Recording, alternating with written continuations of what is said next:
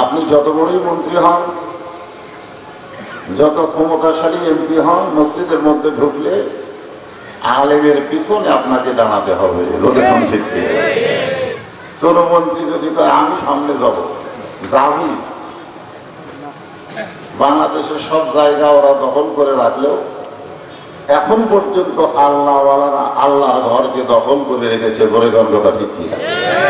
এই জন্য রাসূল বলেছেন, আল উলামা ওয়ারাসাতুল আম্বিয়া, আলেমরা হচ্ছে নবীদের ওয়ারিস। এটা কে বলছে? আল্লাহ রাসূল বলেছেন। আর আল্লাহ বলেছেন, ইন্নামা ইয়াখশাল্লাহ মিন ইবাদিহিল উলামা, ইন্নামা আকরামাকুম ইনদাল্লাহি আতকাকুম। বান্দা সমূহের ভিতরে আল্লাহকে সবচাইতে বেশি যারা ভয় করে তারা হলো আলেম বান্দা, আর সবচাইতে বেশি যারা ভয় করে তারাই সবচাইতে সম্মানিত। এ কথাটা আরো জোরে বলে। প্রমাণ হলেই মাদ্রাসা। ছোট্ট ছোট্ট বাচ্চারা দেখবেন পেশাব করার পরে পানি খরচ করে ওযু করে, ঠিক কিনা? এরা কিন্তু আলেম হয়নি, কেবল ভর্তি হয়েছে। জিজ্ঞাসা করা হলো, পেশাব করে পানি খরচ করে ওযু করো কেন? উত্তরে বাচ্চারা বলতেছে, লা ইয়ামাসসুহু ইল্লাল মুতাহহারুন। এমন কিছু আমরা পড়ি যেটা ধরবার গেলে নিজের শরীরকে পবিত্র রাখতে হয়। প্রাইমারির কোন ছেলে বসে পেশাবই করে না, বেশিরভাগই খাড়া হয়ে পেশাব করে। বলে কোন ঠিক কিনা? যদি জিজ্ঞাসা করা হয় কোন ক্লাসে পড়ো, ক্লাস 2 পড়ি, তো বসো না কে? তোমাদের স্যার কি তোমাদের শিখাইনি কেমনি পেশাব করা লাগে? উত্তরে বলতেছে, আমি স্কুলের পেশাবখানায় গিয়ে দিকে আমার স্যারই খাড়া হয়ে পেশাব করে। কারণ কোরআনের শিক্ষা, হাদিসের শিক্ষা যার ভিতরে নাই, আল্লাহর ভয় তার ভিতরে তত কম। ধরে কোন ঠিক না? এই জন্য আপনাদের মাঝে মাঝে যে সমস্ত আলেম ওলামা বসে আছেন, মঞ্চে আছেন, মাগরিবের নামাজের পর থেকে এতক্ষণ পর্যন্ত যিনারা আলোচনা করলেন, আলেম ওলামা সহ আজকের মাহফিলের বক্তাগণকে অন্তরের অন্তঃস্থল থেকে আমি শুভেচ্ছা জ্ঞাপন করছি। এই মুহূর্তে আমার সামনে যারা বসে আছেন, যারা দাঁড়িয়ে আছেন তাদেরকে বাদ দেব না, তারাও বসে আছেন এবং যারা দাঁড়িয়ে আছেন আপনারা হলেন সকলেই আল্লাহর বান্দা। যখন কার বান্দা? না অন্য কারো? আল্লাহর বান্দা। আল্লাহ বলেছেন যে আমার বান্দা হবে সে জান্নাতে যাবে। আল্লাহর কোরআনের ডাইরেক্ট অ্যাকশন, ফাদখুলি ফি ইবাদি ওয়াদখুলি জান্নাতি। এই হিসাবে আমার সামনে যারা বসে আছেন আপনারা সকলেই জান্নাতি। যারা সুবহানাল্লাহ বললেন না তাদের মনে হয় সন্দেহ হচ্ছে, সন্দেহ হচ্ছে। এতই সহজ জান্নাত পাওয়া, এতই সহজ। আপনার কাছে জান্নাত পাওয়া কঠিন মনে হলেও আল্লাহর কাছে আপনাকে জান্নাত দেওয়া কঠিন নয়। আমরা মুসলমানেরা জান্নাত ব্যাপারে সন্দেহ করি, জান্নাত পাই কিনা পাই, পাই কিনা পাই, এরকম সন্দেহ আছে না? না। আমি একটা হিন্দুরে বলছিলাম, তোর খবর কি? তাই মরলে স্বর্গে যাব। একটা হিন্দু কয় মরলে স্বর্গে যাব, আর একটা মুসলমান বলে মরলে কবরে যাব। আসলে মুসলমান কবরে যায় না, মুসলমানের দেহ কবরে যায়, আর ভিতরের পাখিটা ইল্লিন নামক জান্নাতের বাগানে আল্লাহ ঢুকায় দেয়। আপনাদের সকালকে অন্তরের অন্তঃস্থল থেকে আমি শুভেচ্ছা জ্ঞাপন করছি। সম্মানিত মা বোনেরা, পর্দার অন্তরালে বসে যারা আলোচনা শুনতেছেন, 2টা প্যান্ডেল করা হয়েছে মা বোনদের, ঠিক না? হ্যাঁ, 2টা প্যান্ডেল করা হয়েছে। অসংখ্য মা বোনের আজকে ওয়াজ শুনতে এসেছেন, স্যাটেলাইটের মাধ্যমে তারা বক্তাকে দেখতেও পাচ্ছেন। এখানে আমি আসার পরে শুনলাম লাইট বন্ধ হয়ে গেছে। তার মানে এখন আর মেয়েরা শুধু ওয়াজ শুনবে না, বক্তাকে দেখবে। ঠিক কিনা বলে? বক্তাকে কি করবে? দেখবে। তো এখন ব্যাপার হলো, আমার যে সমস্ত মা বোনেরা পর্দার অন্তরালে বসে বসে বক্তা দেখতেছেন, শুনতেছেন, আমি তাদেরকে অন্তরের অন্তঃস্থল থেকে শুভেচ্ছা জ্ঞাপন করে এই মুহূর্তে জানতে চাচ্ছি আপনারা সকলে কেমন আছেন? আলহামদুলিল্লাহ রাব্বিল আলামিন। সূরা ফাতিহার প্রথমে কি বলতে হবে? খালি আলহামদুলিল্লাহ বললে শুকরিয়া আদায় হবে না, পুরাপুরি বলা লাগবে। যখন আপনি বলবেন আলহামদু, আমি প্রশংসা করতেছি, আল্লাহ তখন বলেন লিমানিল হামদ, তুমি কার প্রশংসা করো? তোমার মধ্যে কার প্রশংসা বেশি? নেতার বেশি, নবীর বেশি, না আল্লাহর বেশি?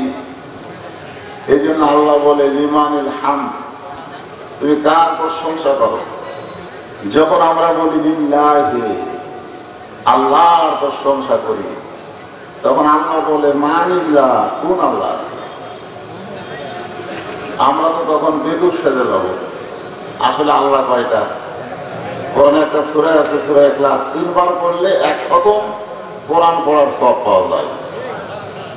বিশ্বাস করেন আপনারা? এই সূরাটার ভিতরে আমার আল্লাহর পরিচয় আছে না?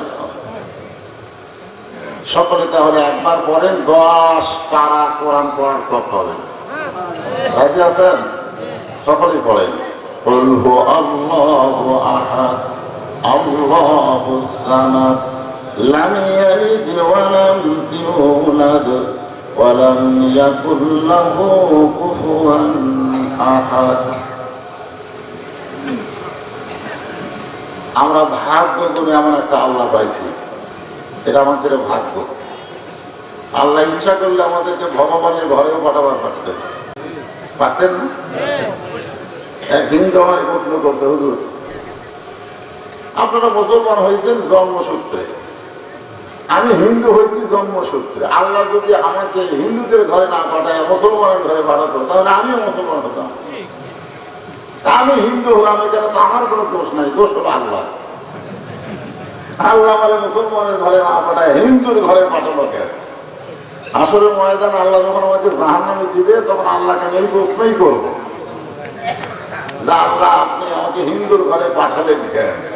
আমি বললাম এইটা যদি তুমি বুঝে থাকো, আল্লাহ তোমাকে হিন্দুর ঘরে পাঠাইয়া ভুল করছে, তাহলে তোমার জন্য একটা সুখবর হলো, আল্লাহ বলেছে লা তামুতুন্না ইল্লা ওয়া আনতুম মুসলিমুন, মুসলমান না হয়ে মরো না, হিন্দু হয়ে জন্ম নিলে কি হবে? মুসলমান হয়ে তোমাকে মরা লাগবে। ধরে ধন্যবাদ, ঠিক কি?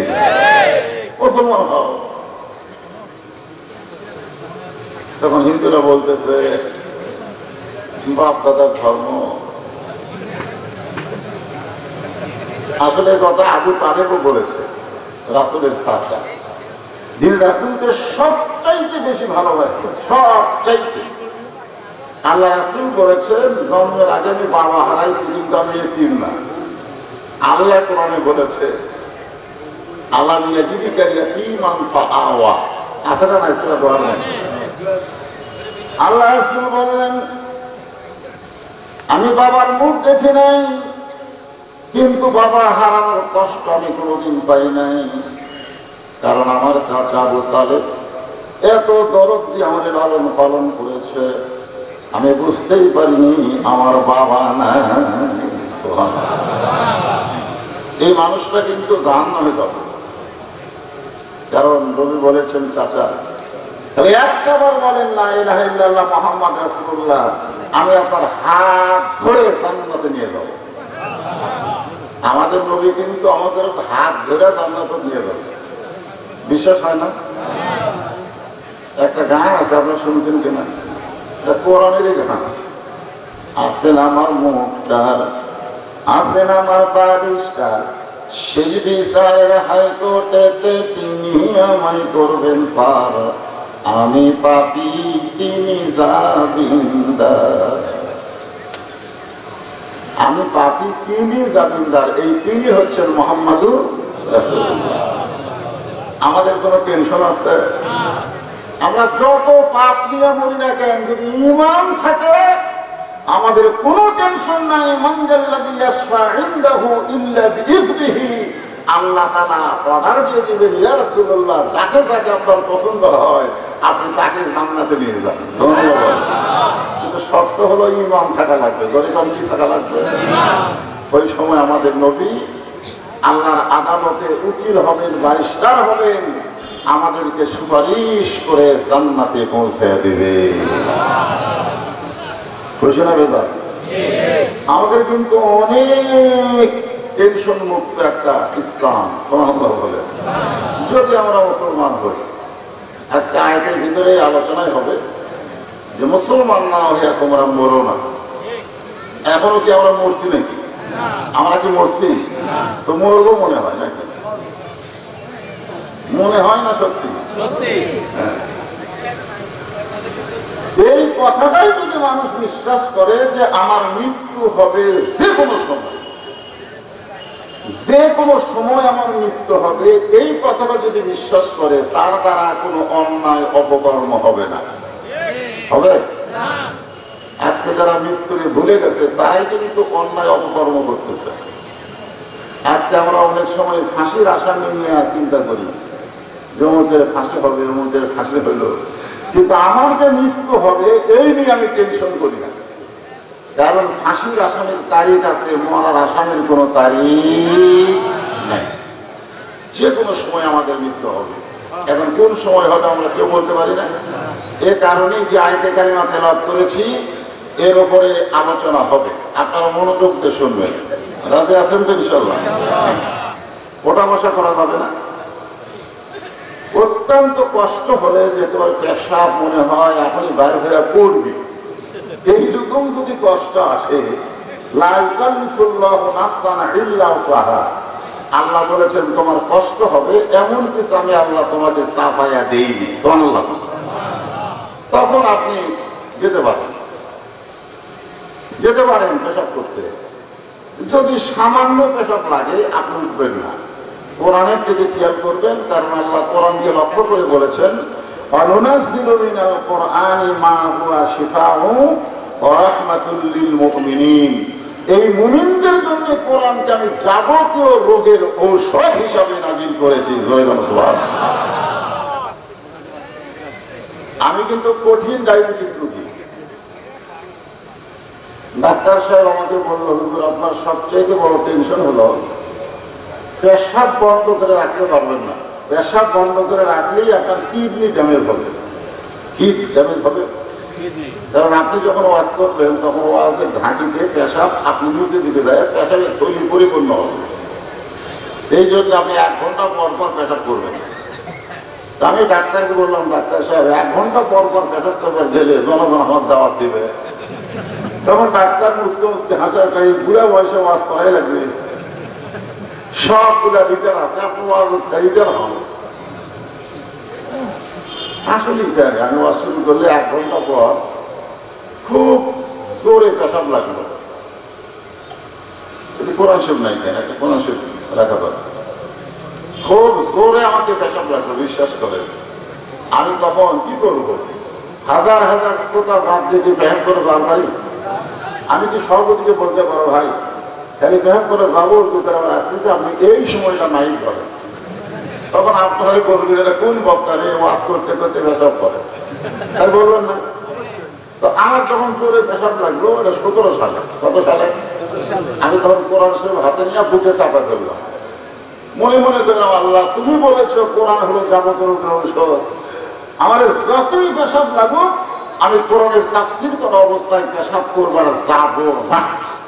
এতে যদি আমার সোফা ভিজে যায়, বিশ্বাস করেন যে কথা বলার 10 মিনিট পর্যন্ত আমি একটু যন্ত্রণা পাইছি পেশাবে।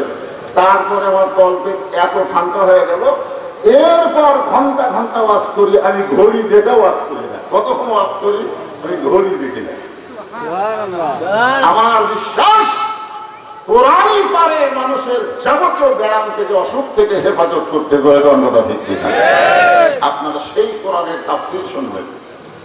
একটা আয়াতকে নিয়ে আপনাদের সামনে আলোচনা করব, ধৈর্য ধরে কথাগুলো মনোযোগ দিয়ে শুনবেন। আমার মায়েরা যারা পর্দার অন্তরাল আছেন, আমার জামাই নবীজির জীবনী থেকে অনেক ওয়াজ করছে, খাদিজার ওয়াজ করছে, হালিমার ওয়াজ করছে, কিন্তু মেয়েদের আসল যে ওয়াজ পর্দা, এই ওয়াজটা কিন্তু আমার জামাই করেনি। এখন কথা ঠিক কিনা না, সময় তো আসলে বেশি পাইছে। কারণ আমি আসার সময় হয়তো আমার কইলে হুজুর আপনার 9টা শুনতে হবে, এই কথাই বলছিল। তো আমি আসলাম 10:30টায়, তাহলে আমরা বোঝা গেল কোথায় 9টা কোথায় 10:30টা, মাঝখানে একজন অতিথি এসে হয়তো 10-15 মিনিট একটু গেছে, সময় পাইছে। কিন্তু জামাই হয়তো লাইনে যায়নি। এত হাজার হাজার মহিলা এসে তাদের 1 নম্বর আমলই হচ্ছে পর্দা। ধরে কার কথা ঠিক কি? পর্দা যদি না থাকে, মহিলাদের নামাজ বলেন, রোজা বলেন, হজ বলেন, যত ইবাদত বলেন, একটা ইবাদত আল্লাহর দরবারে কবুল হবে।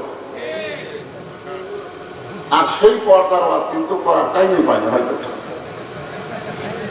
আমার মায়ের আগারে বসে আছে, এই আয়াতের মধ্যেই সব আছে। দেখেন, খুব খেয়াল করেন আল্লাহ কি বললেন। আগে আমি শাব্দিক অর্থ করবো, তারপরে তাফসীরে যাব। আল্লাহ বলতেছেন, ইয়া আইয়ুহাল্লাযীনা আমানু, আমাকে যারা বিশ্বাস স্থাপন করেছো। এখানে যত মানুষ আমরা বসে আছি, আমরা সবাই আল্লাহকে বিশ্বাস করি। সন্দেহ আছে নাকি? একটু দেখে নেই কারা কারা আল্লাহকে বিশ্বাস করে। আল্লাহ একটা হাত দেখাইতে দেখি। ফেরেশতারা কিন্তু এগুলো ভিডিও করলো। এই ভিডিও ধরা না করলেও ওই ভিডিও কিন্তু মিস করবি না। আর তুই কামড়ে তুই ফেরেশতা বলতেছে, আল্লাহ এরা যে হাত তুললো, এরকে খবর তো আমরা জানি। মসজিদের দান বাক্স যাচ্ছে মুখের সামনে দিয়ে, এরকম যায় না মসজিদের দান বাক্স। এখন ওর সামনে যখন দান বাক্স আসছে, তখন ও চিন্তা করতেছে আমার পকেটের খবর কি। চিন্তা করে দেখে 500 টাকার নোট আছে, 1000 টাকার নোট আছে, 200 টাকার নোট আছে, কিন্তু 10 টাকার নোট নেয়। এরকম কয় টাকা নেয়? 10 টাকা নেয়। তখন ওই হাতটা মারে থাকে, ঠেলা মারছে, 3 জন পার হয়ে দাম বাক্স দেয়। এরা 3 জন খুশি হয়ে বলতেছে, যাক তোর হাতে শক্তি আছে। তখন দুই কান্দে দুই ফেরেশতা বলতেছে, আল্লাহ এই শয়তানের কাণ্ড আমরা থাকবো না, আমরা লেখবো কি? তার পকেট ভরা টাকা থাকতে তোমার দাম বাক্স ঠেলা মারে, এর আমরা লেখবো কি? আপনারা যারা হাত তুলেছেন, ফেরেশতারা ভিডিও করছে, কিন্তু কান্দে ফেরেশতারা বেকায়দাত পড়ে গেছে। ধরে কোন কথা ঠিক কিনা? কারণ আপনাদের সব সময় সাথে থাকে কোন দুই ফেরেশতা? কিরামান কাতিবিনা ইয়ালামুনা মা তাফআলুন। তোমার দুই কান্দে দুই মোহরি লিখিতেছেন ডায়েরি, দুই কান্দে দুই মোহরি লিখিতেছেন ডায়েরি। দলিল দেখে রায় দিবে, টাকা পয়সার নাই কারবার। এই ছেলেরা এই দরজা জানলা বন্ধ করে মোবাইলের ভিডিও চালু করা মনে করো কেউ দেখতেছে না, কেউ দেখতেছে না। এখন তুমি কম্বলের ভিতর, ল্যাবের ভিতর, এখন তুমি ঘরের মধ্যে মোবাইল চালু করে অশ্লীল কিছু দেখতেছ। দুই কান্দের ফেরেশতাকে আল্লাহ এক কান্দ থাকবো না। যে শয়তান শয়তান এই মনে করতেছে কেউ দেখতেছে না, আমরা ফেরেশতা লিখতেছি, তুমি আল্লাহ দেখতেছো। ধরে কোন কথা ঠিক কি? তাহলে একটা বিশ্বাস যদি অন্তরে থাকে যে ফেরেশতা দুটো লিখতেছে, স্বয়ং আল্লাহ দেখতেছে, তাহলে আমরা কি অন্যায় করতে পারতাম? এখানে আল্লাহ তাআলা ডাক দিলেন ঈমানদারকে, ইয়া আইয়ুহাল্লাযীনা আমানু, যারা আমাকে বিশ্বাস স্থাপন করেছ। সাহাবারা জিজ্ঞাসা করলেন, মা হুয়াল ঈমান, ইয়া রাসূলুল্লাহ ঈমান কি? আল্লাহর নবী বললেন, ইকরার বিল লিসান, তাসদীকু বিল জানান, আমাল বিল আরকান। এরই নাম হলো ঈমান। শুধু লা ইলাহা ইল্লাল্লাহ মুহাম্মদ রাসূলুল্লাহ বললি মুসলমান? আপনাদের কি ধারণা? বললে মুসলমান না গ্রহণ করলে মুসলমান? কথা কয়, বললে না গ্রহণ করলে? কারণ স্বাধীনতার সময় আমি একজন বীর মুক্তিযোদ্ধা দেখা পাইলাম, আসার পরে আমাকে একদম পরিচয় করে দিল, তিনি হলেন বীর মুক্তিযোদ্ধা। স্বাধীনতার সময় আমার বগুড়ার অনেক হিন্দুরা কলেমার জিকির করতে জানেন, অনেক হিন্দু পাকিস্তানে আর্মি দেখলেই বলতো আল্লাহ মোহাম্মদ রাসূলুল্লাহ, তখন আর্মিরা বলতো বিলকুল ঠিক আছে ঠিক আছে। আর হিন্দু আমারে বললো হুজুর আপনাদের কলমার দাম আছে। আমি বললাম তুমি হিন্দু হয়ে মুসলমানের কলমার দাম কেমনে বুঝলাম? বলে এই কলমা পাওয়ার কারণে আর্মির গুলি থেকে আমরা বাইচা গেছি। আমি বললাম দেখো শুধু কলমা পড়ার কারণে যদি আর্মির গুলি থেকে বাঁচো, এই কলমা যদি গ্রহণ করো তাহলে জাহান্নামের আগুন থেকে আল্লাহ তোমাকে বাঁচাইয়া দিবে। খালি বললে হবে না, গ্রহণ করা লাগবে।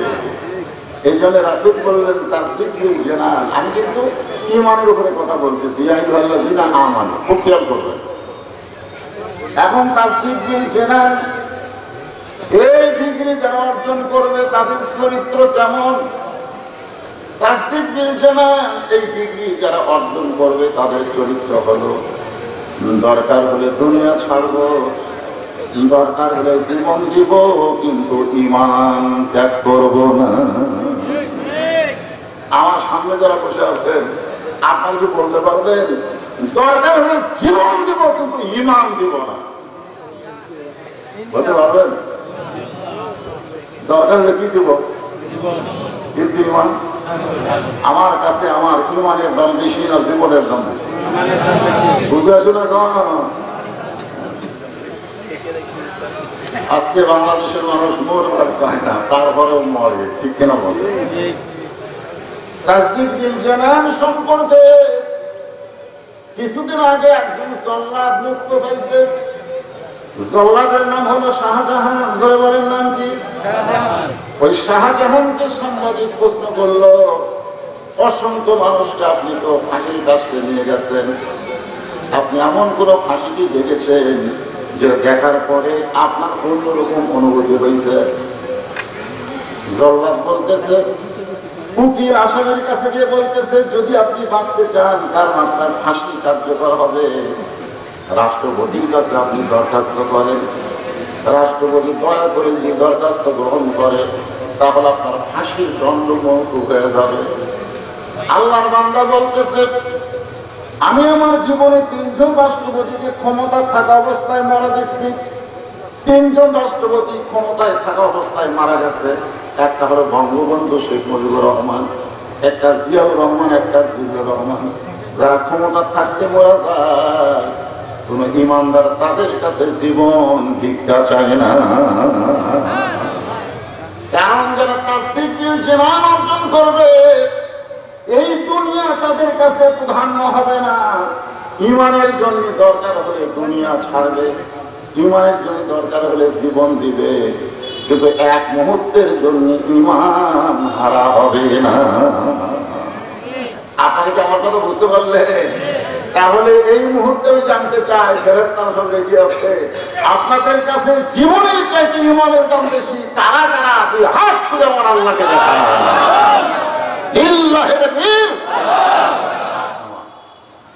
এটাও 2 কান্দের ফেরেশতা বেকায়দা হয়ে গেল।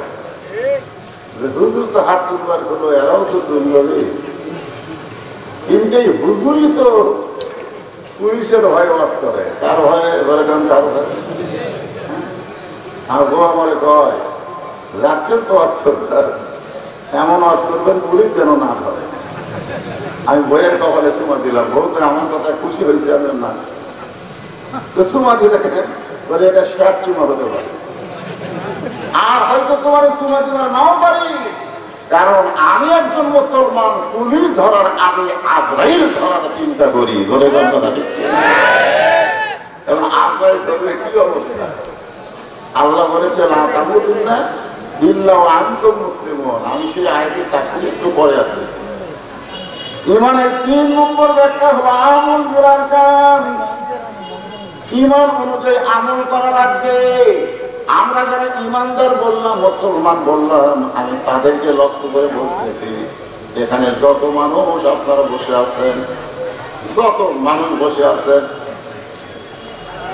আপনারা উত্তর দেওয়া লাগবে না, হাত তোলাও লাগবে না। খালি বিবেক দিয়ে চিন্তা করেন, আপনারা কি মাগরিব এশার নামাজ পড়ছেন? সবাইকে লক্ষ্য করে বলতেছি, আপনাদের সবাইকে লক্ষ্য করে বলতেছি, আপনারা কি মাগরিব এশার নামাজ পড়ছেন? যারা পড়ছেন আলহামদুলিল্লাহ, যারা পড়েননি, ফজরের আগ দিয়া যদি তাদের মৃত্যু হয়, আপনি কি ঈমান নিয়ে বললেন না বেঈমান হয়ে বললেন? কারণ রাসূল সবচেয়ে কঠিন চারটা হাদিস কইছে এই নামাজের ব্যাপারে। 1 নম্বর হাদিস হলো লা সালাতা লা ঈমান, যার নামাজ নাই তার ঈমান নাই। 2 নম্বর হাদিস হচ্ছে লা সালাতা লা দীন, যার নামাজ নাই তার কোনো ধর্মই নেই। 3 নম্বর হাদিস হলো বাইনাল আবদি ওয়াল কুফরি তারকুস সালাত, বান্দার কাফেরের মধ্যে পৃথক করার জিনিসটার নামই হলো নামাজ। আর 4 নম্বর কঠিন হাদিস হলো মান তারাকা সালাত মুতাম্মিদান ফাকাত কাফারা, ইচ্ছা করে একটা ওয়াক্ত নামাজ যারা বাদ দিল তারা কাফের হয়ে গেল। নাউযুবিল্লাহ তাআলা হবে না। আজ থেকে নিয়ত করেন বাকি জীবনে ইচ্ছা করে একটা ওয়াক্ত নামাজ বাদ দেব না, ইনশাআল্লাহ। এই নিয়ত করেন যুবকেরা। মনে করো না যে আমার দাদা বেঁচে আছে, বাপ বেঁচে আছে, আমি সিরিয়ালে 3 নম্বরে আছি। মরার কোন সিরিয়াল নাই, ঠিক কিনা বলে? কোন সিরিয়াল আছে? আল্লাহ বললেন আত্তাকুল্লাহ, ভয় করতে হবে কাকে? এই আয়াতের একটা অংশ।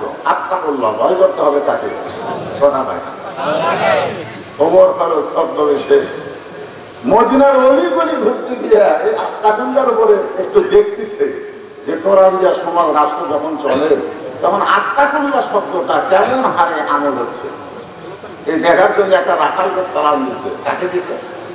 রাখালকে সালাম দিয়ে বলতেছে, আসসালামু আলাইকুম রাখাল ভাই, আমার পেটে ক্ষুধা লাগছে, আমি উঠে 1 পেয়ালা দুধ চাই। রাখাল মুসকি মুসকি হাসে। ওমর ফারুক বলে, হাসো কেন? বলে, হাসার কারণ হলো আগে তোমার পরিচয় দাও। ওমর ফারুক চিন্তা করলো, আমি ছদ্মবেশ ধারণ করছি, এখন যদি আমার পরিচয় দেই তাহলে তো বহু ফাঁস হবে। রাখাল বললেন, তোমার পরিচয় দাও। এমন সময় আল্লাহর কোরআন বললেন, ওমর তোমার আসল পরিচয় দাও। রাখাল যখন তোমার পরিচয় চাইছে, তোমার আসল পরিচয় এমপি, তোমার আসল পরিচয় মন্ত্রী, তোমার আসল পরিচয় প্রধানমন্ত্রী, আসল পরিচয় খলিফা, আসল পরিচয় মাওলানা, আসল পরিচয় হাজী, আসল পরিচয় সভাপতি, এগুলো একটাও তোমার আসল পরিচয় নয়। তোমার আসল পরিচয় হলো মিল্লাতা আবিকুম ইব্রাহিম ওয়া সাম্মাকুমুল মুসলিমিন। আল্লাহু আকবার। তোমার আসল পরিচয় হলো তুমি একজন মুসলমান। রাখাল যখন তোমার পরিচয় চাইছে, তুমি আসল পরিচয় দাও। হযরত ওমর বললেন, ও রাখাল ভাই, আমার আসল পরিচয় হলো আমি একজন মুসলমান। রাখাল মুস্কি মুস্কি হাসে। ওমর ফারুক বললেন, মুসলমান পরিচয় দেওয়ার পরে তুমি মুস্কি মুস্কি হাসলা কেন? রাখাল বলতেছে, যারা প্রকৃত মুসলমান হবে তারা সাওয়ার ব্যাপারে সতর্ক থাকবে। আসল মুসলমান যারা বাবার কাছে কোনোদিন যাবে না, তারা বলে কথা ঠিক। আল্লাহরে ধন্য করে দিয়ে আল্লাহ কাছে গায়েব হইয়া নবীর ধন খাজা নিয়া শুয়ে আছে আজমিরে, কেউ ফিরে না খালি হাতে, খাজা রে তোর দরবারে। আসল মুসলমান হবে তাদের চরিত্র হলো ইয়াকা নাবুদু ওয়া ইয়াকা নাস্তাঈন, ইবাদত করি যার, কেবলমাত্র সাহায্য চাই তার কাছে। ধরে কাল কথা ঠিক, কথা বলেন কথা ঠিক। তুমি যদি আসল মুসলমানই হও তাহলে তুমি দুধ চাইছো তার কাছে। ওমর ফারুক চোখের পানি বের করে কান্দের মনে মনে কর, কোরআনের সমাজ যখন দুনিয়াতে চালু থাকবে, ওমর ফারুক যদি ভুল করে একটা রাখাল পর্যন্ত ভুল ধরতে পারবে। ধরে কোন কথা ঠিক কিনা? ওমর ফারুক বললেন, রাখাল ভাই আসলে চাওয়ার ব্যাপারে আমার ভুল হয়ে গেছে, চাওয়ার ব্যাপারে ভুল হয়ে গেছে। রাখাল বলতে যে ভুলটা যখন স্বীকার করলে তাহলে তওবা করো। কারণ মানুষ যতই পাপ করুক না কেন, যারা মাগরিবে নামাজ পড়েন, এশার নামাজ পড়েন, এটা যদি ভুল মনে করে তওবা করে, আল্লাহ তাই যত নামাজ পড়িসনি তওবা করার সঙ্গে সঙ্গে আমি আল্লাহ মাফ করে দিলাম। এই জন্য আল্লাহ রাসূল বলেছেন, আর তাইবু হাবিবুল্লাহ, যারা তওবা করবে তারা আল্লাহর দোস্ত হয়ে যাবে। বলে কোন সুবহানাল্লাহ। ওমর ফারুক বলে, ঠিক আছে রাখাল ভাই, আমি তওবা করতেছি। রাখাল বলে, তুমি মূর্খ মানুষ, তুমি তওবা কেমনে করবে? ওমর চমকে উঠছে, কারণ রাসূল বলেছে, আমার পরে কেউ যদি নবী হতো লাউকানা ওমর, আল্লাহ ওমরকে নবী বানাইতো। আর রাখাল বলতেছে, তুমি মূর্খ মানুষ, তুমি তওবা কেমনে করবা? ওমর ফারুক বলে, রাখাল আমি মূর্খ, তুমি কেমনে বোঝো? রাখাল বলতেছে, চাওয়ার ব্যাপারে যারা সতর্ক হয় না তারাই হলো দুনিয়ার সবচাইতে বড় মূর্খ।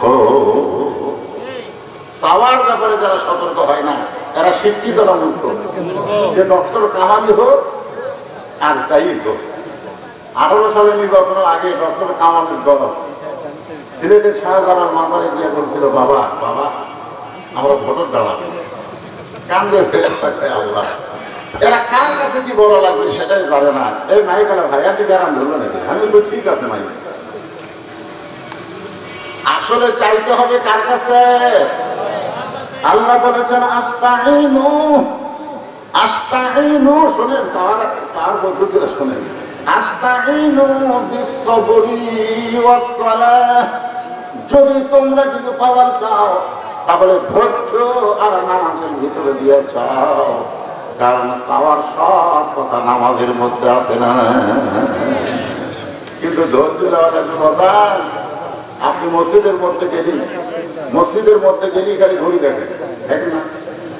5 মিনিট পরে জামা করি, আসরের নামাজ 5 মিনিট পরে, আপনি কয়বার ঘড়ি দেখেন? তখন কি করে শোনেন? খালি ঘড়ি নিজেরটা দেখার পরে পাশে থাকবে দেখে 6 মিনিট, এখনো 3 মিনিট, ঘড়ি লড়তেছে না, ঘড়ি লড়ছে।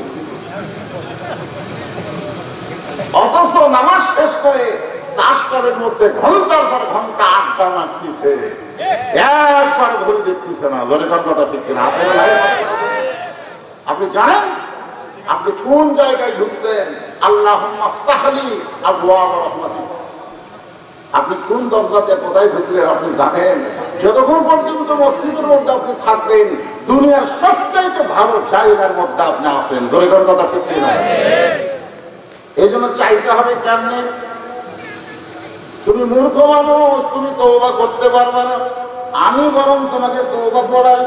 এবার রাখাল হবে তোমাকে তওবা পড়াচ্ছেন। আস্তাগফিরুল্লাহাল্লাযী পড়েন, আস্তাগফিরুল্লাহাল্লাযী লা ইলাহা ইল্লা হুয়াল হাইয়ুল কাইয়্যুম ওয়া আতুবু ইলাইহি। ওমর ফারুক তওবা করার পরে বলতেছে, ও রাখাল ভাই, আল্লাহর রাস্তায় ওদেরকে এক পেয়ালা দুধ দাও। আগে বলেছিল রাখাল ভাই ওদের দুধ দাও, তওবা করার পরে বলতেছে আল্লাহর ওয়াস্তে। বলে কার ওয়াস্তে? রাখাল মুস্কি মুস্কি হাসে। ওমর ফারুক বলে, রাখাল এখন আবার হাসো কেন?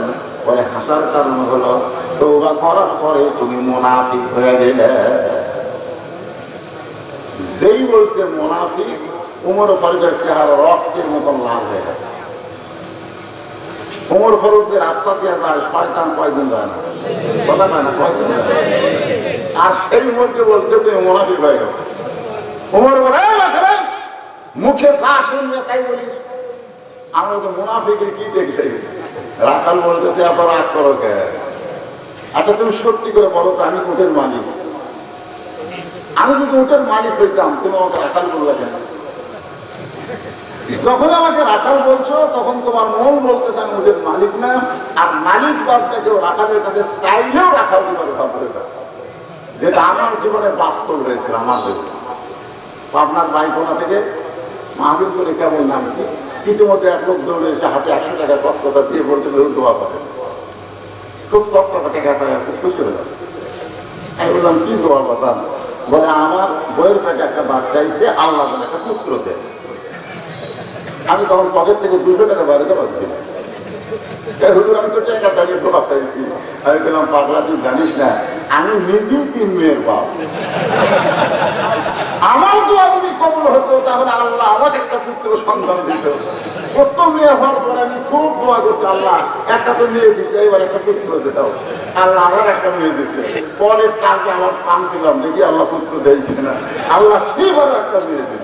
তো আমার দোয়া দিয়া তোমার বইয়ের পেটের বাচ্চা ছেলে হবে না। তখন আমার একটা হুজুর আপনি থেকে আপনি জানেন আমার নাম ওই 100 টাকা নিয়ে দৌড় মারতেছে। আমি সব করে ধরে বললাম কোথায় যাবি?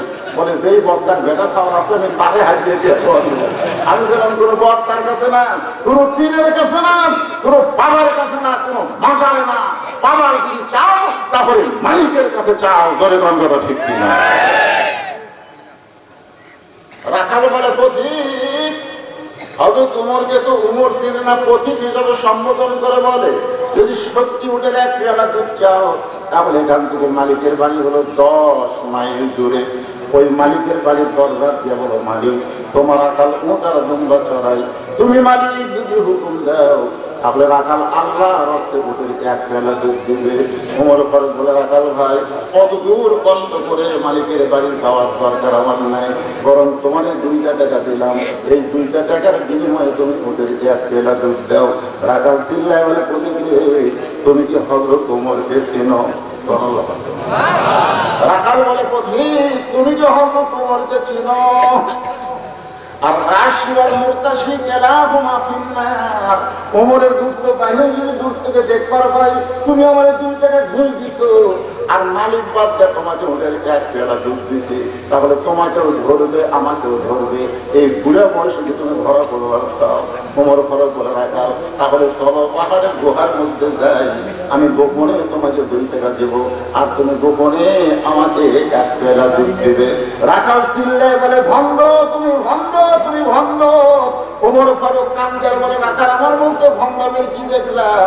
রাখাল চিল্লায় বলে, পথিক ওমরের দুধ তো বাহিনী দেখতে পাবে না, আমার মালিক জানতে পারবে না, কিন্তু রাখালের আল্লাহ দেখতে পায়। আত্তাকুল্লাহ, আল্লাহর ভয় কলিজার মধ্যে এমন ভাবে ঢুকেছে, কেউ না দেখলেও আমার আল্লাহ দেখতেছে। কেউ না দেখলেও কে দেখতেছে?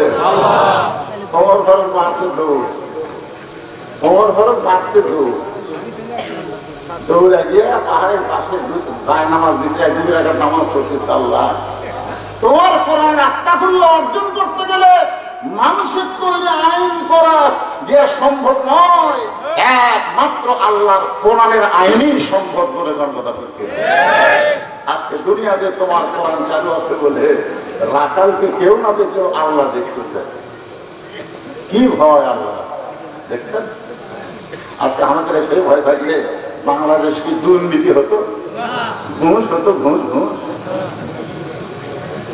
এটা ডাইরেক্ট বোকারি তৈরির হাদিস। আর রাশি আর মুরতাশি কেলাহুমা ফিন্নার, যে ঘুষ খাবে আর দিবে, এই 2-7টা বান্দা জাহান্নামের দোকান। এই নাউজুবিল্লাহ কয়া এত পার পাওয়া গেল। কারণ খারাপ হয়ে পেশা করতেছে, এক ছেলে নামায় পেশা করতেছে, এক মুরব্বী মসজিদে সে নাউজুবিল্লাহ নাউজুবিল্লাহ করতেছে। আর এক মুরব্বী বলতেছে, কি রে ভাই নাউজুবিল্লাহ কেন? বলে ডানায় পেশা করতেছে। ওই ভাই নাউজুবিল্লাহ যাই শুনে তাই ভাই নাউজুবিল্লাহ। আপনারা মসজিদের বারান্দার 1000 লোক নাউজুবিল্লাহ করে পরে কি আপনার বসার পাবেন? কারণ কাম করতেছে ফুটি আর নাউজুবিল্লাহ মারে। যেখানে ডানায় পেশা করতেছে বিড়াল যেমন ইন্দুর ধরে, আপনি চুপ চুপ চুপ চুপ করে আর পাশে যাবেন, পাশে যা বলবেন নাউজুবিল্লাহ। ওই এত দূরে সেন্টার সামনে আটকে যাবি, ধরে গন্ধটা ঠিক না। জাগা মতো কাজ করা লাগবে। আজকে আমরা জাগা মতো কাজ করতে পারতেছি না ভাই। আল্লাহর বান্দার একটু মনোযোগ দেবেন। আত্তাকুল্লাহর পরে আসতেছে হাক্কা তুকাতিহি। শুধু ভয় করলে হবে না, আল্লাহর নিয়ম অনুযায়ী আইন অনুযায়ী ভয় করা লাগবে। তোমার ফারুক যখন যায় নামাজ পড়ে, শুকরিয়া নামাজ পড়ে কান্দে, রাখাল পিছনে সে বলতেছে, পথিক যতই কান্দো তোমার উঠে দুধ আমি দিবার পারলাম না। যতই কান্দো উঠে দুধ কিন্তু দেওয়া যাবে। তোমার ফারুক বলে, রাখাল ভাই উটের দুধের আমার কোনো দরকার নাই, আমি খালি তোমার কাছে জানতে চাই, তুমি না দেখা আল্লাহকে কলিজার মধ্যে জায়গা দিয়া, কেউ না দেখলেও আল্লাহ দেখতেছে, এই ইমানটা তুমি কেমনে পাইবে?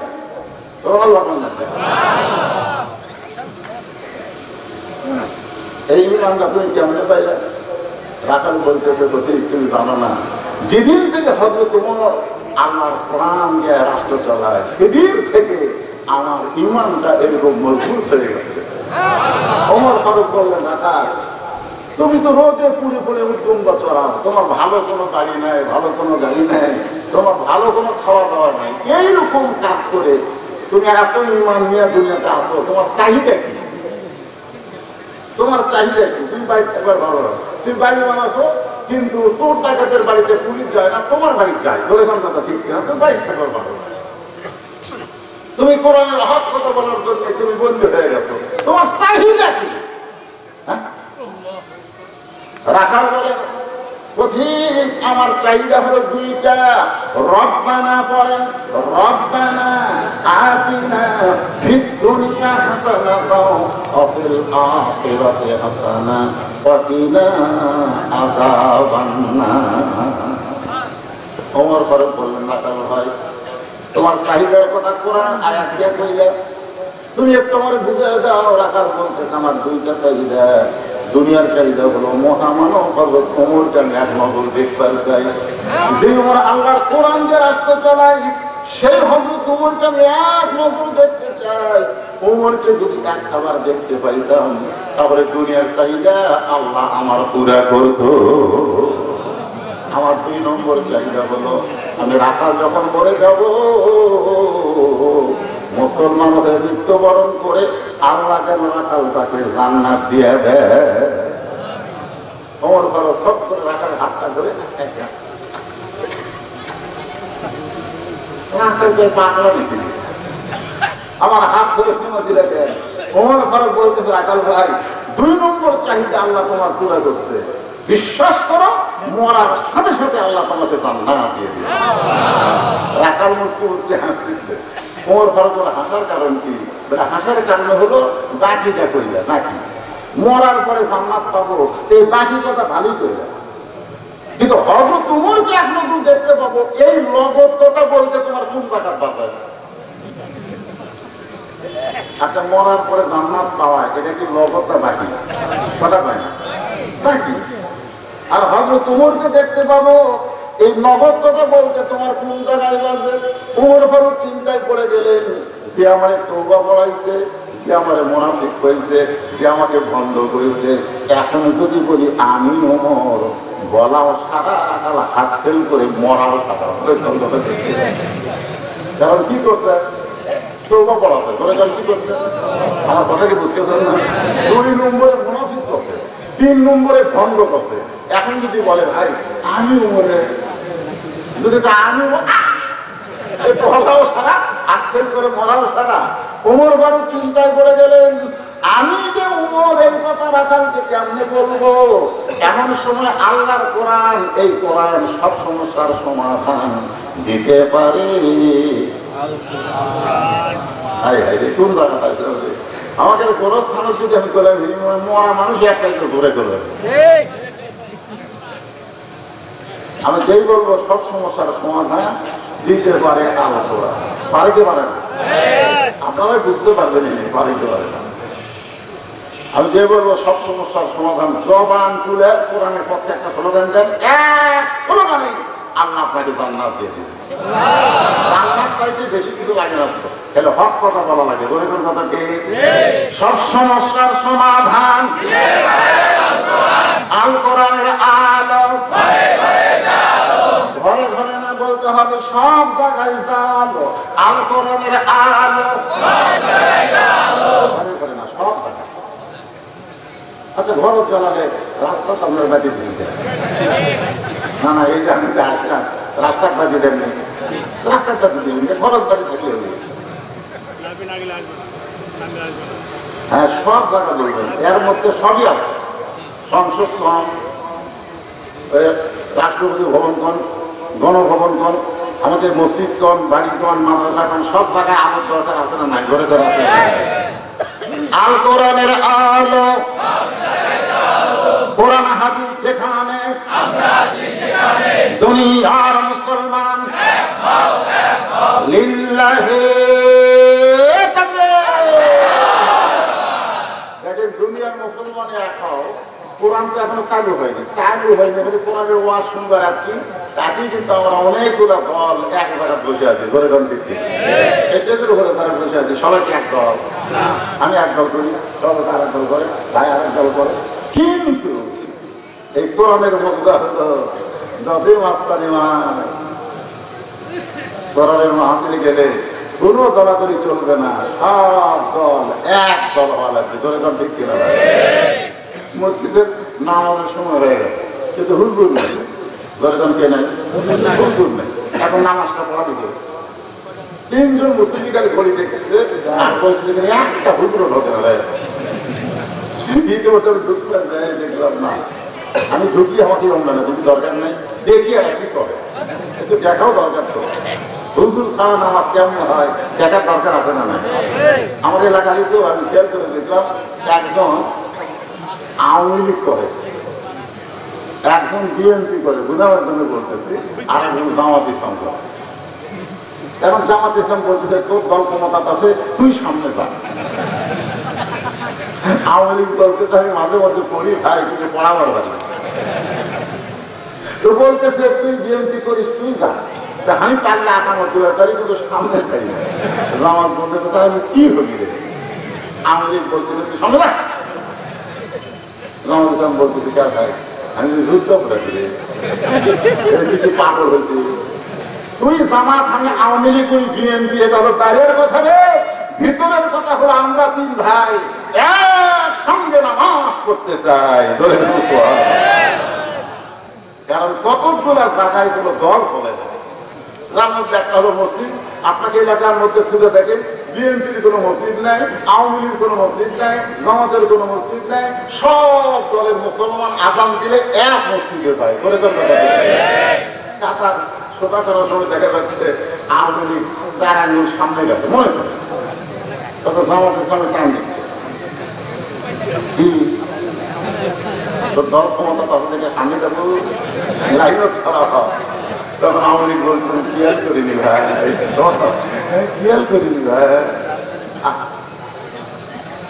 এই কোরআনের মাহফিল হচ্ছে সেই মাহফিল যেখানে কোনো দলাদলি চলবে না আমাদের সবাইকে এক দল হতে হবে ধরে কম ঠিক কিনা আল্লাহর বান্দার একটু মনোযোগ দেন আমার ফারুক চিন্তায় পড়ে গেলেন আমি ওমর এইটা রাখালকে কেমনে বলবো এমন সময় আল্লাহর কোরআন সামনে এসে বলতেছে ওমর তুমি যে ওমর এটা রাখালকে ডাইরেক্ট যদি বলবার না পারো উদউ ইলা সাবিলি রাব্বিকা বিল হিকমাহ উদউ ইলা সাবিলি রাব্বিকা বিল হিকমাহ তুমি যদি ডাইরেক্ট বলবার না পারো তাহলে তুমি ইনডাইরেক্ট বলো হ্যাঁ আজকে আমরা বক্তারা অনেক কথাই ডাইরেক্ট বলবার পারতেছি না ধরে কোন কথা পারতেছি সেইগুলো বলার জন্য এখন দুনিয়ার সাধনায় হচ্ছে উমরকে এক নজর দেখবে উমর কোনো সামনে থাকা বলে পারতেছে না যেতে বললি হাঁটবে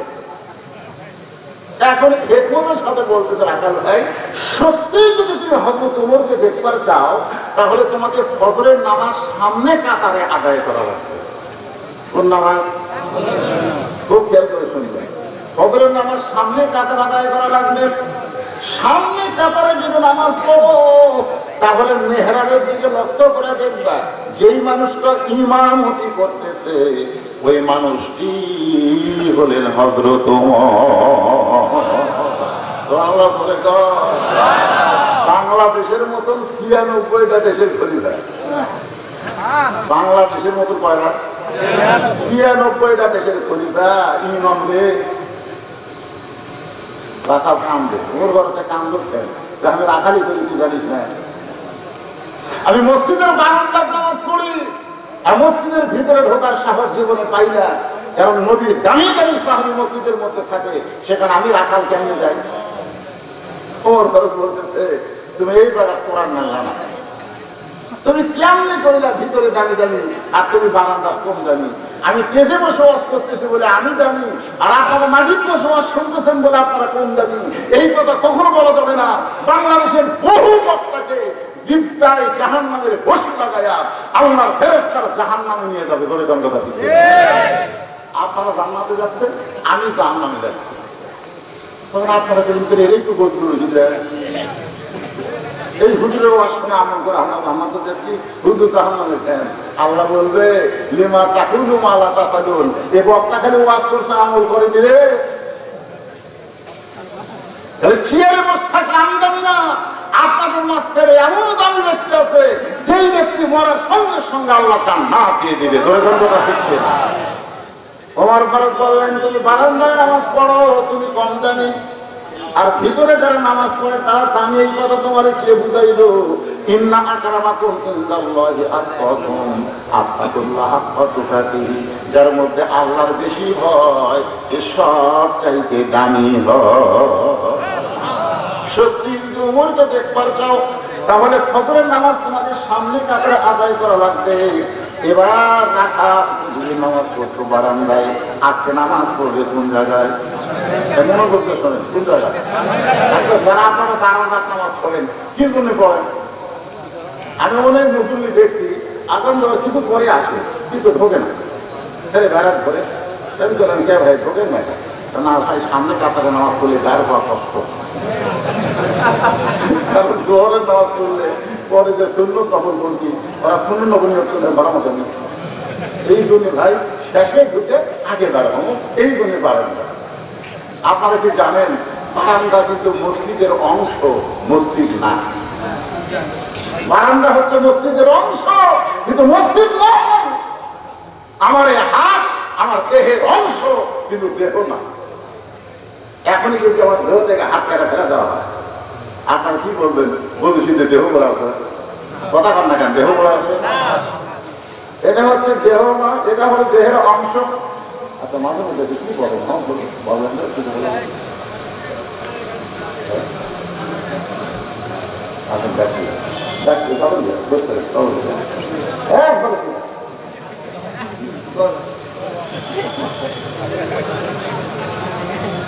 বারবার ডাকলে হয়। আমি দেখেছি কয়েকবার আগে ডাকতে ভাইও খুব বিরক্ত হয়ে যাচ্ছে, বিরক্ত হয়ে যাচ্ছে, বিরক্ত হচ্ছে মানুষ বলো ভাই। আপনারা কি বিরক্ত হচ্ছেন? করছেন না, সেটাও বলা ভাই। দেখছেন কি করে হাত পা তুকাতিহির পরে যখন ওয়ালা তামুতুন্না ইল্লা ওয়া আনতুম মুসলিমুনের তাফসীর হবে তখনই বুঝবেন আমরা কোন তাবাত আছি। আজকে আমাদের তওবার মাহফিল জীবনের শেষ মাহফিল মনে করে আমাদের শুনতে হবে। রাজি আছেন? এই ছেলেরা এই ওটা বসা করিস না বাবা, বেশ ওটা বসা করিস না, তোরা জুয়ান মানুষ রে, তোর তো ধন্যবাদ। এমন একটা সময় হয়ে গেছে বুঝলেন, ছোট বাচ্চা কান্দে, হুজুর দোয়া করে, সূরাতুশ শিফা সূরা ফাতিহা করে দোয়া করে দিলাম, কান্দন থামবে না। হুজুর পানি পড়াবেন, আয়াতুল কুরসি সূরা নাস ফালাক করে পানি পড়া দিলাম, কান্দন থামে না। বাচ্চার মাও বলতেছে এখন আর দোয়া দরুদের দাম নেই।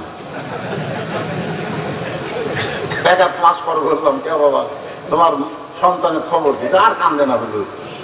তো কোন দোয়ায় কান্না বন্ধ হলো? বলে এখন কান্দি আর বাবা একটা মোবাইল কিনে দিয়েছে হিসাবে দিলে আর কান্না।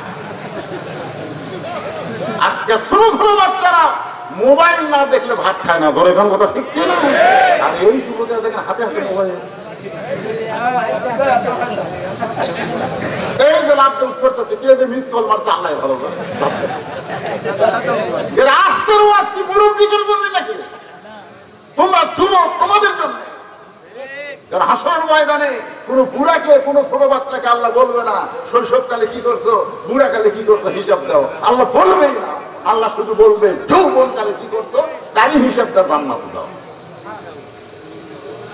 যুবক সময় খুব খারাপ,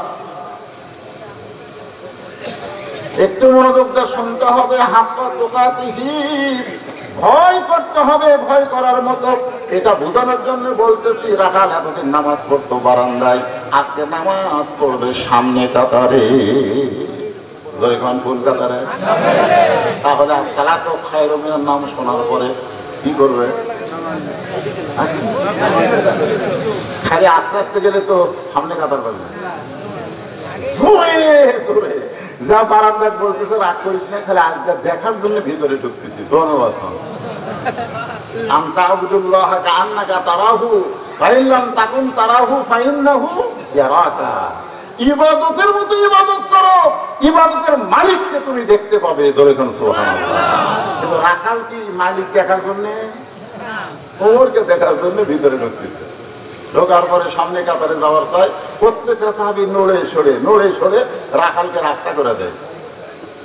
রাখাল মনে মনে বলে, এতদিন বারান্দায় পড়ে কি ভাবলাম, ভিতরে দামি দামি সাহাবী, আজকে ভিতরে ঢুকে দেখতেছি আমিও যা এরাও তাই।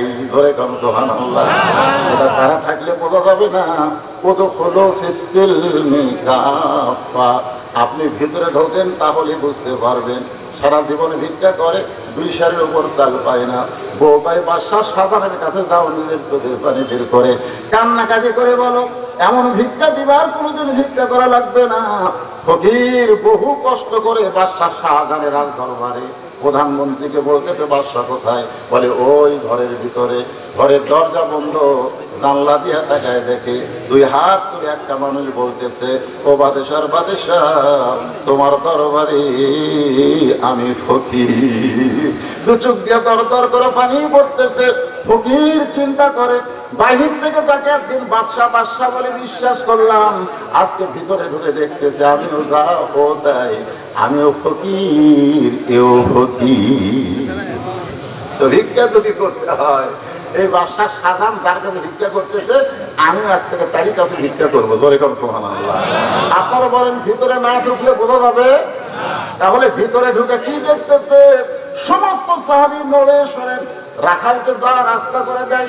রাখাল একেবারে যাইতে যাইতে সামনে কাতারের মেহরাব বরাবর 2 রাকাত ফজরের সুন্নত নামাজ আদায় করেছে। ফজরের ফরজের আগে 2 রাকাত সুন্নত আছে না নাই? আপনি মুসাফির হলে ফরজ নামাজ আপনার কসর হয়ে যাবে। ফরজ জোহরে 4 রাকাত নামাজ 2 রাকাত পড়েন, এশার 4 রাকাত নামাজ 2 রাকাত পড়েন বাজান। কিন্তু ফজরের 2 রাকাত শুধু ফরজ পড়লে হবে না, মুসাফির অবস্থায় ফজরের 2 রাকাত সুন্নত নামাজও পড়া লাগবে। আল্লাহ রাসূল বলেছেন, গোটা পৃথিবী বিক্রি করলেও ফজরের 2 রাকাত সুন্নতের সমান দাম হবে না।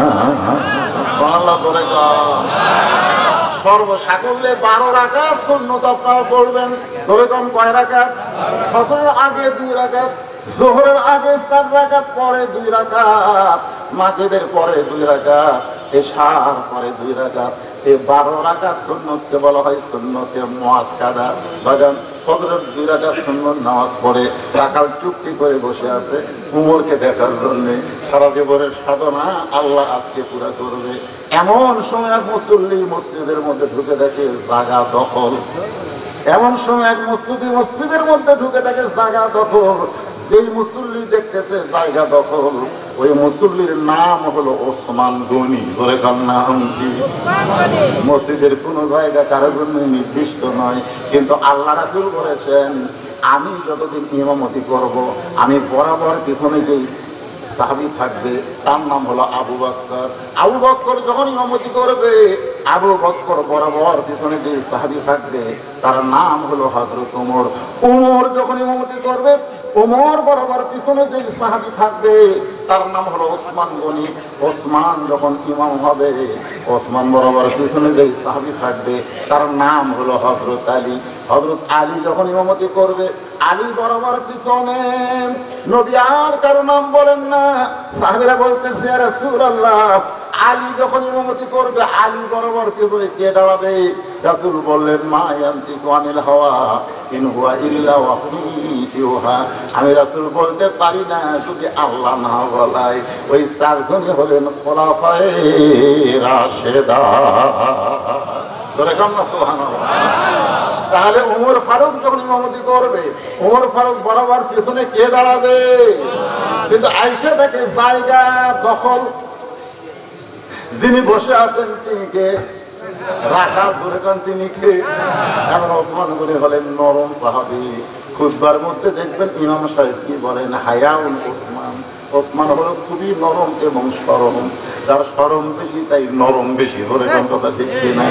এখন রাখালের পাশে ফাঁকা জায়গায় ওসমান গুলি 2 রাকাত সুন্নত নামাজ পড়ে রাখালের মুখের দিকে 3 বার তাকাচ্ছে, ধরে কোন কয়বার? 3 বার। আমার জায়গায় বসে আছে,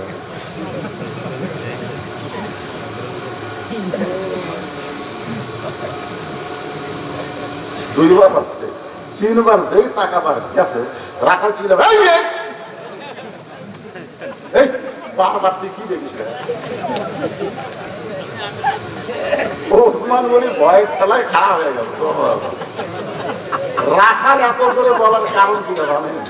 আল্লাহ রাসূল বলেছেন যারা রাখালি করবে তাদের জবান নরম থাকলে হবে না, প্রত্যেকটা অভিভাবককে আল্লাহ রাখালের দায়িত্ব দিচ্ছে। তোরে কোন কথা ঠিক?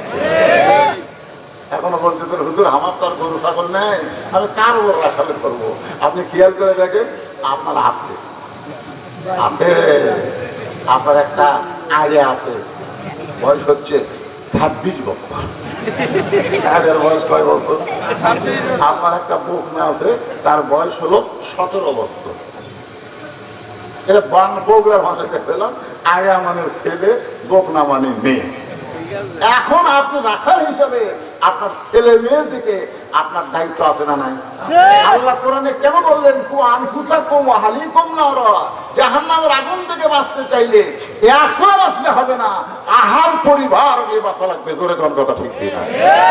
এখন আপনি নামাজ পড়ে আপনার ছেলে ঘুম পাড়ে, রাত 3টা পর্যন্ত আর্জেন্টিনার খেলা দেখছেন, চোখে ঘুম নেই, কিন্তু যে আসলা তো খেলেন না নাই বা চিন্তা করে 3টা পর্যন্ত হয়েছে করে খেলা দেখলো, খ্রিস্টানের খেলা।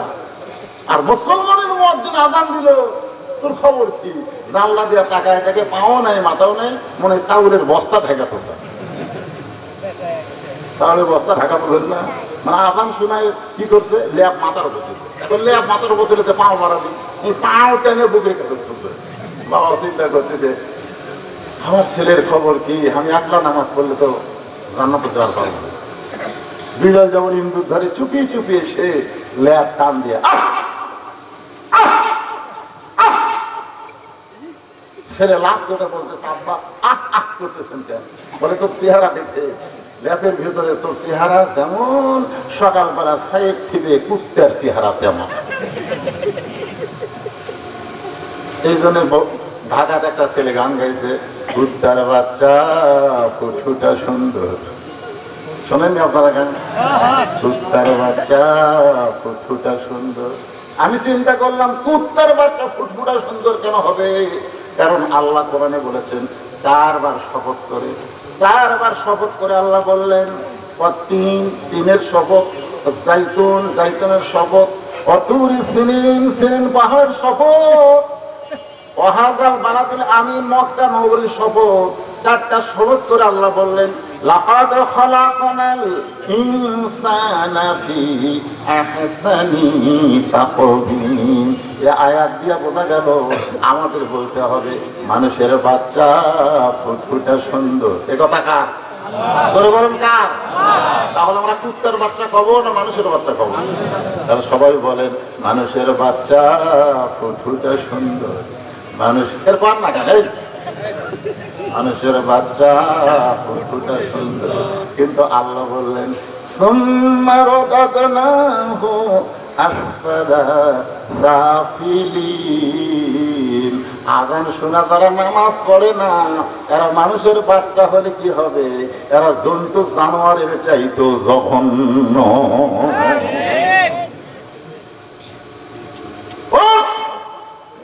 বাপ 10 বছর থেকে 7 বছর থেকে নামাজের কি দেওয়া লাগবে? তালিম দেওয়া লাগবে। তালিম কিভাবে নেওয়ার করা লাগবে, কিভাবে রুকু করা লাগবে, কিভাবে সেজদা করা লাগবে, এটা 7 বছর থেকে 3 বছর জ্ঞান লাগবে। নামাজ সাধারণ ইবাদত না, ইন্না সালাতা তানহা আনিল ফাহশাই ওয়াল মুনকার, ওটা সাধারণ।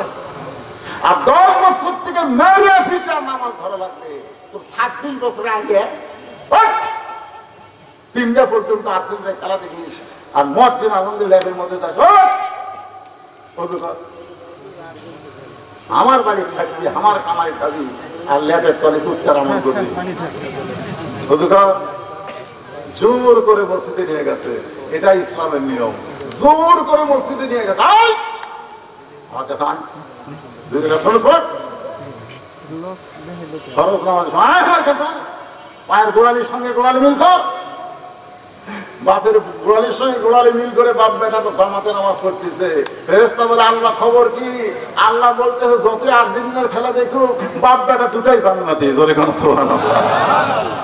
কেন দেখা শুনে দেখছে, কিন্তু আসল জায়গা এই কথা কন না কেন, ঠিক আছে না নাই? তাহলে আপনার ছেলেরা কি করতেছে এই ভিডিও মোবাইল পায়, এরা কি করতেছে আপনি বাবা হিসাবে খেয়াল করার দরকার আছে না না? আপনার ছেলে তো এমন ফুল প্যান্ট করতো না, এমন শার্ট গায়ে দিত না, এমন মাথার চুলের কাটিং করতো না, এখন এরকম কেন করতেছে? এরা কিসের ফুল প্যান্ট বাদান? টাইট থেকে সব বোঝা পায়। এত টাইট ফুল প্যান্ট তুই বলিস কেমনে? এই শার্ট আবার কিসের শার্ট? এই যে চুলের কাটিং তার নাম আবার কি? দেখতেছেন না ভাইজান, আপনার দেখতেছেন না? তাহলে ছেলেকে আপনি দেখেন, খালি ছেলে দেখলে হবে না। 17 বছরের একটা মেয়ে আছে, সেই মেয়েটাকেও আপনি দেখেন। আল্লাহর নবীর ছেলেগুলো সব ছোটবেলায় মারা গেছে। নবীর 4টা মেয়ে বড় হয়েছিল, তার মধ্যে একটা মেয়ের কথা নাম হলো ফাতেমা। 9 বছর বয়সে আল্লাহর নবী দেখতেছে ফাতেমা হাতের মধ্যে 2টা ছুরি দিয়া মুচকি মুচকি হাসতেছে, হাতের মধ্যে ছুরি দিয়ে মুচকি মুচকি হাসে। এটা দেখার পরে নবী আর ঘরের মধ্যে ঢুকলেন না, নবী বারান্দায় কান্না শুরু করে দিলেন। ফাতেমা চমকে গেল, যেই বাবা ঘরের মধ্যে ঢুকে আমাকে মা মা বলে আদর করে, সেই বাবা কেন ঘরে ঢুকলো না? বারান্দায় গিয়ে দেখে নবী কাঁদতেছে। আল্লাহ রাসূলের কান্না দেখে ফাতেমা বলে, বাবা কি দুঃখে আপনি এমন করে কাঁদেন? রাসূল বললেন, বাল তুসিরুনাল হায়াতাদ দুনিয়া ওয়াল আখিরাতু খায়রুন ওয়া আবকা। এই দুনিয়াতে সাজবে মা, আল্লাহ তার আখিরাতের সাজ তোমায় দিবে। বেশি বলা লাগছে? সঙ্গে সঙ্গে ফাতেমা হাতের ছুরি খুলে মাটি ফাইলা দেয়। নবী দৌড়ে গিয়া ছুরি 2টা করে জামার পকেটের মধ্যে ঢুকায়। ফাতেমা বলতেছে, বাবা যেই ছুরি হাতে দেওয়ার কারণে আপনি কাঁদতেছেন, আমি সেই ছুরি ফেলে দিলাম, আপনি কেন করে পকেটে ঢুকাইলেন? আল্লাহ রাসূল বলেন, ফাতেমা এই চুরি আমি যত্ন করে রাইখে দিলাম, একদিন তোর নাকে নাকফুল পরায় দিব, একদিন তোর কানে দুল পরায় দিব, একদিন তোর গলাত মালা পরায় দিব। ফাতেমা বলে, বাবা কবে সেই দিন, কবে? আল্লাহর নবী বললেন, যেদিন তোমার বিবাহ হবে। ও ফাতেমা, মেয়েরা কেবলমাত্র এক ব্যক্তির জন্য সাজতে পারবে, সেই ব্যক্তি হলো তার স্বামী। স্বামী ছাড়া অন্য কোনো পুরুষের জন্য মেয়েরা সাজতে পারবে না। আমার মা বোনেরা যারা পর্দায় আছেন শোনেন, আপনারা সাজুগুজু করবেন, অসুবিধা নাই, কিন্তু এক ব্যক্তির জন্য করা লাগবে, সেই ব্যক্তি হলো তার স্বামী। ধরে বলেন তার নাম কি? তো কথা কন না কেন, কথা কন না। স্বামীর সামনে তাকিয়ে হয়ে থাকে, আর বাইরে তখন তাকে হাইরে সাজু বুঝলে তা আপনার 17 বছরের মেয়ের বিয়ে হয়নি, ওই হাই হিল করে কিলকিল করে গোটা পাড়া ঘুরতেছে। বাবা হিসাবে আপনার দেখার দরকার আছে না? ওসমান গনি দাঁড়ায় গেছে ভয়ের খেলায়, বারবার কি দেখো? ওসমান গনি ভয়ের খেলায় দাঁড়ায় গেছে, দাঁড়ায় আস্তে করে বসে, আবার আস্তে করে বসে বলতে, ভাইজান আমি তোমাকে জীবনে কোনোদিন সামনে কাতারে দেখি নাই, আমি তো তোমাকে চিনলাম না, তুমি কে ভাই? রাখাল চিল্লায় বলতেছে, সামনে কাতারে আসলে আবার পরিচয় দেওয়া লাগে নাকি? ওসমান গনি বলতেছে, এত রাগ করছো কেন? তুমি আমার ভাই, তোমার পরিচয় জানার অধিকার কি আমার নাই? রাখাল চিল্লায় বলতেছে, আমি রাখাল, বারান্দায় নামাজ পড়ি, আজকে সামনে কাতারে আইছি শুধু দেখার জন্য। দেখা হয়ে গেলে আগামীকাল থেকে আমার দেখাও পড়েনি, কারণ বারান্দার নামাজ পড়া মজা আছে। যত স্যান্ডেল চোরা তারা বারান্দার নামাজ পড়ে, কথা কন না। পুরানো স্যান্ডেল পাওয়া দিয়ে আসবে, যাওয়ার সময় নতুন পাওয়া দিয়ে চলে যাবে। ধরা করলি কবি বদল হবে ভাই, বদল হবে ভাই। জীবনে কোনোদিন দেখলাম না নতুন থুইয়া পুরাতন পাওয়া থেকে গেছে। আপনারা দেখছেন যত বদলের ইতিহাস, পুরাতন থুইয়া সেরা পুরা থুইয়া ওই একটা নতুন পাওয়া থেকে। এরা কিন্তু বারান্দার নামাজ পড়ে, স্যান্ডেল চোরা না, বাধ্য হয়ে যারা পরে ইল্লা সবাইকে আমি বলতেছি। অনেক আছে, আসতে দেরি হয়ে গেল, দেরি হয় না এরকম। দোকান টোকান সব বন্ধ করে বাবার মতো দেখবেন, সব দোকানদারেরা পরে আসবে। যখন দেখবেন আকামা শুরু হয়ে গেছে, দৌড়ে আসে ইমাম সাহেব আল্লাহু আকবার, ওই আল্লাহু আকবার, আল্লাহু আকবার। সে হাত বাঁধছে মিন শাররিল ওয়াসওয়াসিল খান্নাস। ভিতরে শয়তান বলতে দিকে রে তাড়াতাড়ি যে তালা মারলি তাবি, তুই তাড়াতাড়ি যে তালা মারে আসে নামাজ শুরু করলি, তোর ছোড়ানি কোথায়, চাবি কোথায়? তখন এরকম হাত বান্ধা অবস্থায় এক হাত দেয়।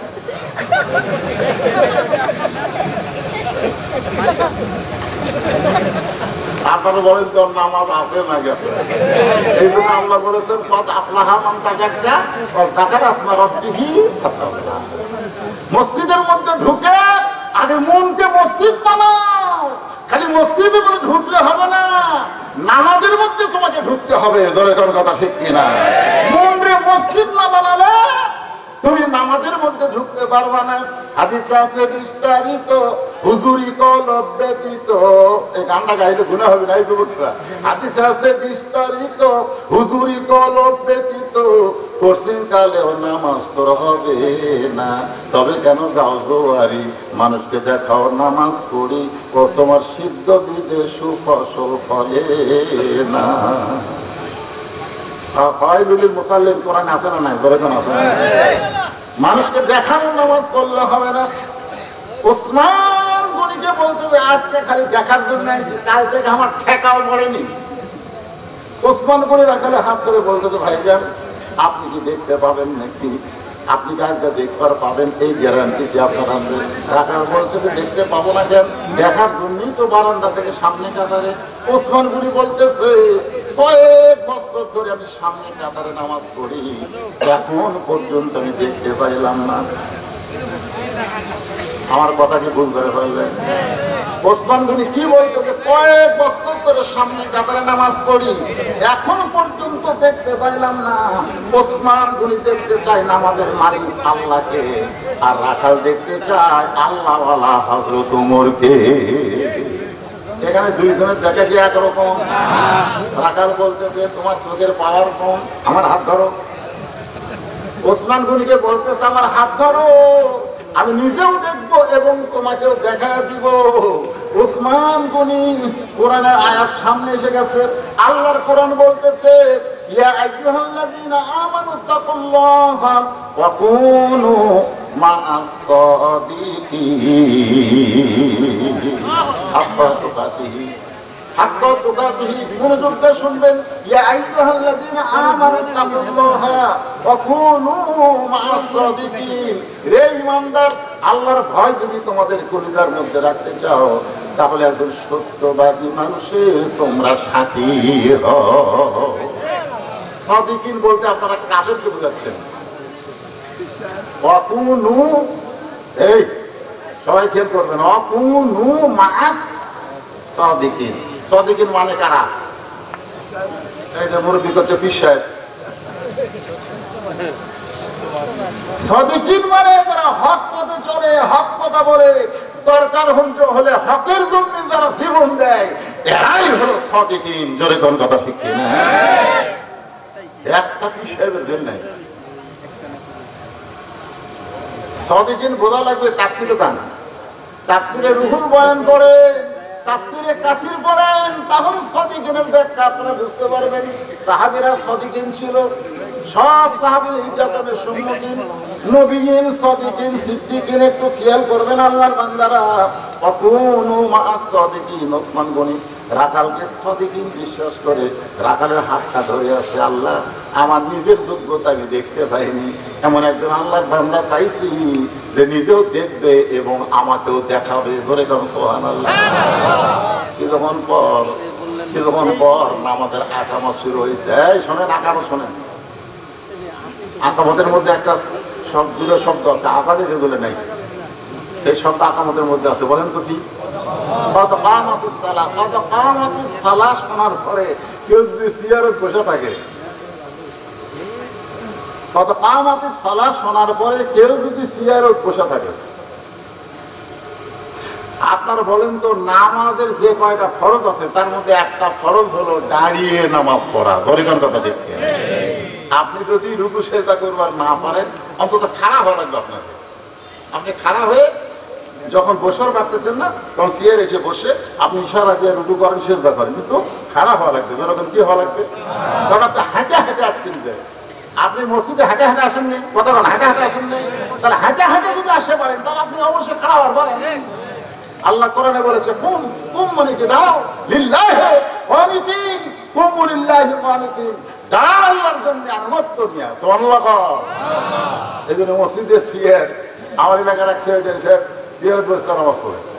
কারণ সভাপতি সাহেব চিন্তা করে কেন, আমি হলাম মসজিদের সভাপতি, আমি সেক্রেটারি, ওই চেয়ারও পড়ে আর আমি ওর কাছে খাওয়া হয়ে পড়বো।